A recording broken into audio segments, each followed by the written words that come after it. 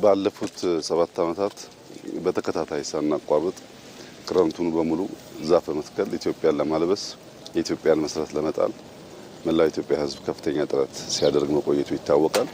የዚህ ጥረት ዋነኛ ዓላማ ኢትዮጵያ መበልጸግ አለባት፣ መብላት አለባት፣ መለወጥ አለባት፣ ማደግ አለባት፣ መሰልጠን አለባት የሚል ምኞት፣ ህልም፣ መሻት ብዙ ኢትዮጵያውያን አላቸው። እንደዚህ ያለው ትላልቁ ህልም ሊሳካ የሚችለው አስተማማኝ መሰረት ከተጣለ ብቻ ነው። በኢኮሎጂ መሰረት ማለት አፈርን መጠበቅ፣ ውሃን መጠበቅ፣ ተራራን መጠበቅ ሲቻል ነው። ከህግ አንጻር መሰረት መጣል ማለት ህዝብ ተወያይቶ የጋራ የሆነ አሳታፊ የሆነ አስተማማኝ ህግ ማስቀመጥ ሲችል ነው። እነዚህ ፋውንዴሽንስ ሳይጣሉ እዚህ ላይ የሚገነባው ማንኛውም ግንብ በማንኛውም አጋጣሚ ፈራሽ ሊሆን ይችላል። አሁን እየሰራ ያለው ለልጆቻችን ነው። ተስፋ ነው የምንተክለው፣ ነገን ነው የምንተክለው፣ ኢትዮጵያን ነው የምናለብሰው። ይህ ደግሞ የሚሆነው በትብብር ነው። መላው ኢትዮጵያ ህዝብ ወጥቶ የሚያደርገው ጥረት ነው።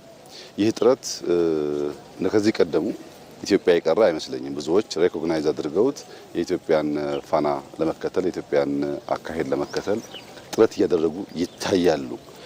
ኢትዮጵያ ላለፉት ዓመታት ላደረገችው ጥረት የዓለም መንግስታት ሬኮግናይዝ አድርገው ሽልማት ብቻ ሳይሆን ኮፕ ኢትዮጵያ ውስጥ እንዲዘጋጅ ወስነዋል። ኮፕ ማለት በዓለም ኢንቫይሮንመንትን በሚመለከት በጣም ትልቁ ስብሰባ የሚካሄድበት ማለት ነው። ከ80 ሺህ እስከ 100 ሺህ ሰው የሚሳተፍበት ቢያንስ እስከ 100 መሪዎች የሚሳተፉበት ማለት ነው። እንደዚህ አይነቱን ትልቅ በዓል ኢትዮጵያ አዘጋጅታ አታውቅም። ከሰሃራ በታች ያሉ ሀገራት አዘጋጅተው አያውቁም። ለኛ ትልቁ ብስራት የሚሆነው ዓለም የለበሰች ያማረች እያደገች ያለች ተስፋ ያላት ኢትዮጵያን ከብዙ ንግግር በላይ ገልጠን ለማሳየት የኛን ተጨባጭ ልምድ ለማካፈል ትልቅ መድረክ ነው። በዛው ልክ ደግሞ የምናገኛቸው ጥቅሞች በርከት ያሉ ናቸው። እኛ ኮፕን አስታከን አመቱ ሙሉ ኢትዮጵያን እንገነባለን፣ እንተክላለን፣ እናጽዳለን፣ እናፈርሳለን፣ እንገነባለን። ኢትዮጵያን እየገነባን ምክንያት አድርገን በመጠቀም ለዓለም የተባበረ ህዝብ መሰረት መጣል እንደሚችል፣ የተባበረ ህዝብ ሀገር መገንባት እንደሚችል ጥሩ ማሳያ እንደሚሆን ተስፋ አለኝ። ይህንን ጉዳይ ስንሰራ ለልጆቻችን አንድ ማስታወሻ እየተውን ለልጆቻችን አንድ ቁም ነገር እያስቀመጥን ቅርስ እያስቀመጥን እንደሆነ እያሰብን እንስራ። ዛፍ ለዛሬ ትርጉም የለውም፣ ለነገ ግን ትርጉም ብዙ ነው። ምግብ ነው፣ ጥላ ነው፣ ውበት ነው። ከዚያም ባሻገር የሚሸረሸር የሚጠፋ ሀብታችን ጠባቂ ዘብ ነው።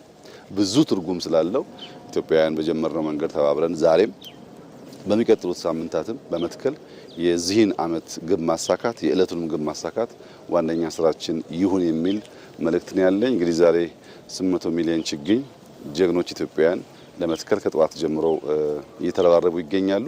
ደጋግመን በመትከል ይሄ ያልነውን ቃል እንደምንፈጽም ሙሉ እምነት አለኝ።